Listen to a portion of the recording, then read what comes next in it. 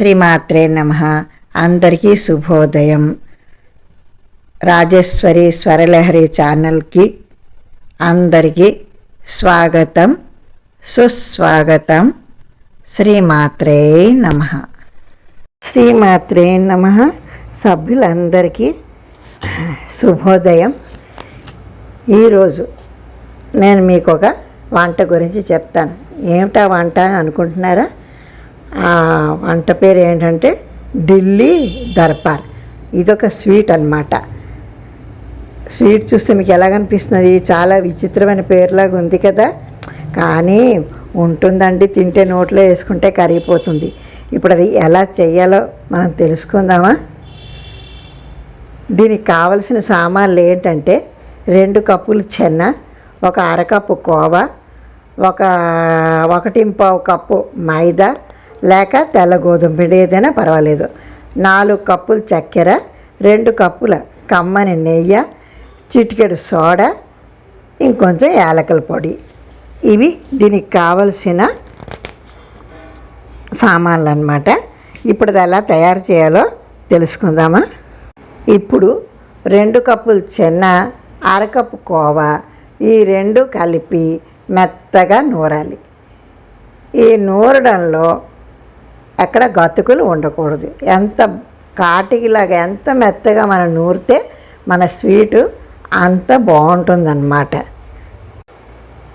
ఇది మెత్తగా నూరేసిన తర్వాత మైదా పిండి ఒక పళ్ళెంలో పోసుకొని ఆ పిండిలో ఈ కరగబెట్టిన నెయ్యి 1 టేబుల్ స్పూన్ వేసి ఉండలు కట్టకుండా బాగా కలుపుకోవాలి. కలిపిన తర్వాత కొంచెం నీళ్లు పోసి, అంటే సోడా ఒక చిటికెడు తీసుకొని ఆ సోడాలో నీళ్ళు కొంచెం పోసి ఆ సోడా నీళ్ళలో బాగా కరిగిపోవాలన్నమాట. అప్పుడు ఈ నెయ్యి కలిపి ఉంచిన మనం పిండి ఉంది చూసారా, ఆ పిండి మధ్యలో చిన్న గొయ్యిలాగా చేసి ఈ సోడా నీళ్ళు అందులో పోసి బాగా చేత్తో కలపాలన్నమాట. బాగా కలిపి మర్దన చేయాలి. అంటే అది మెత్తగా ఉండాలన్నమాట. అన్నీ మొత్తం కలిసిపోవాలి. ఈ పిండిలో మీరు ఏం చేస్తారంటే కొంచెం యాలకుల పొడి కూడా వేస్తే మంచి టేస్ట్ వస్తుంది. అది కూడా వేసి బాగా చేత్తో మర్దన చేయండి. ఇప్పుడు ఏం చేయాలి అంటే, ఏ చెన్న మరి కోవా కలిపి ఉంచుకున్న ముద్ద ఉన్నది కదా, అది ఈ మైదా పిండిలో వేసి బాగా కలపాలి. అది ఎలా కలపాలంటే మైదా పిండి, చెన్న, ఇవన్నీ మొత్తం కలిసిపోయి ఒక ముద్దలాగా తయారవ్వాలి. అది ఎంత మెత్తగా మనం మర్దన చేస్తే మన స్వీటు అంత బాగుంటుందన్నమాట. ఇప్పుడు ఏం చేయాలంటే, ఈ కలిపిన ముద్ద ఉంది చూసారా, దీన్ని 2 భాగాలు చేయాలి.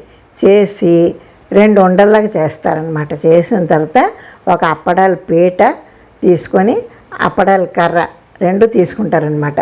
తీసుకున్న తర్వాత ఒక ముద్దని అప్పడాల పీట మీద ఉంచి ఆ కర్రతోటి మనం రొట్టె ఒత్తినట్టు మెత్తగా ఒత్తాలి.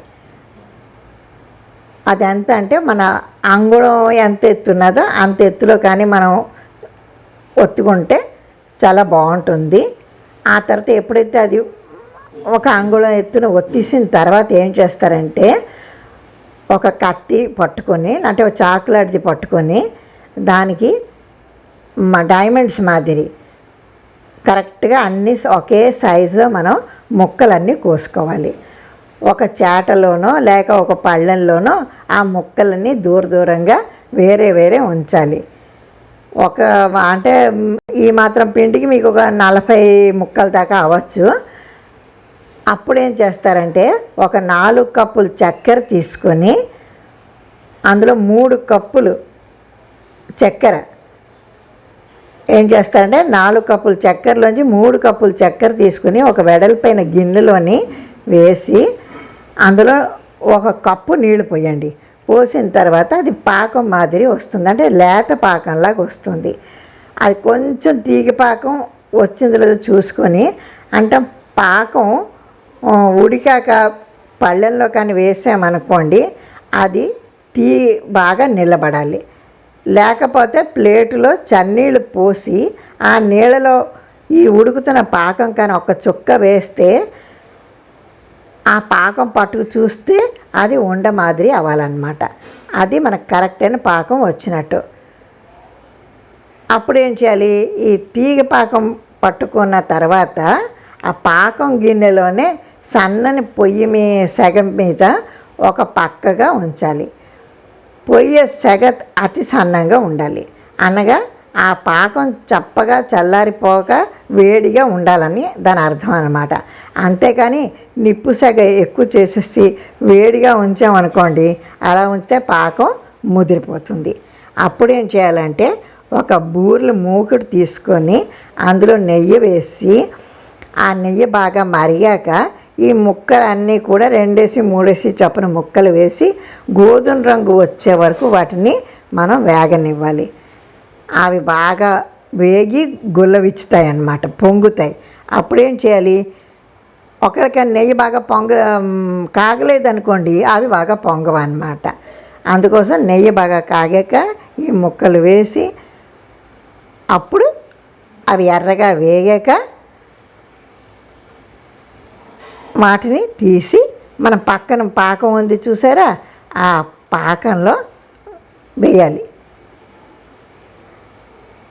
ఆ ముక్కలని పాకంలో వేసిన తర్వాత బాగా నానతాయి చూసారా, నానిన తర్వాత అప్పుడు ఒక్కొక్క ముక్క తీసి వేరే ఒక పళ్ళెంలో మనం పెట్టుకోవాలి. దాని తర్వాత ఏం చేయాలంటే ముక్కలన్నీ మనం పళ్ళెంలో పెట్టాక అందులో పాకం కొంచెం మిగులుతుంది కదా, ఆ మిగిలిన పాకంలో ఏం చేస్తారంటే 1 కప్పు పంచదార మళ్ళీ అందులో వేసి పొయ్యి మీద కొంచెం నీళ్ళ చొక్కేసి పొయ్యి మీద పెట్టి ఈసారి ఏం చేయాలంటే ముదర పాకం వచ్చేంతసేపు ఉంచాలన్నమాట. అంటే ఇంచుమించు పాకంలో పోసిన నీళ్ళన్నీ కూడా ఎగిరిపోవాలి. గరిటతో తిప్పుతూ ఉంటే గిన్నె అంచులకి పంచదార పేరుకున్నట్లు కనబడాలి. అలాంటప్పుడు ఆ పాకాన్ని మనం కిందకి దించేసి ఒక చెంచా పట్టుకొని ఏ పళ్ళెంలో అయితే ఈ ముక్కలన్నీ మీరు పెట్టారో ఆ ముక్కల మీద కొంచెం ఒక్కొక్క చెంచా లెక్క మనం వేసామనుకోండి, అప్పుడు అవి భలేగా కనబడతాయి. ఎవరికైనా రంగుగా అవుపించాలనుకున్నారనుకోండి, ఈ పాకంలో కొంచెం మిఠాయి రంగు ఏదైనా వేసుకుని అది వేసినా కూడా చాలా చాలా బాగుంటుంది. ఆ పాకం రంగులో ఉంటుంది కాబట్టి మనకి ఆ స్వీట్లు చూడగానే తినాలి అని అనిపిస్తుంది అన్నమాట. ఎలా ఉంది, బాగుంది కదా. ఈ పిండి వంట మీ అందరికీ తప్పకుండా నచ్చుతుందనే అనుకుంటున్నాను. ఒకవేళ నచ్చితే మాత్రం తప్పకుండా లైక్ చేయండి, షేర్ చేయండి. ఇప్పటిదాకా ఎవరైనా సబ్స్క్రైబ్ చేయనట్టయితే సబ్స్క్రైబ్ కూడా చేస్తారని ఆశిస్తూ మీ రాజేశ్వరి ఆంటీ. ఉంటాను, బాయ్. అందరూ వీడియో చూసి లైక్ చేయండి, షేర్ చేయండి, సబ్స్క్రైబ్ చేయండి. Thank you.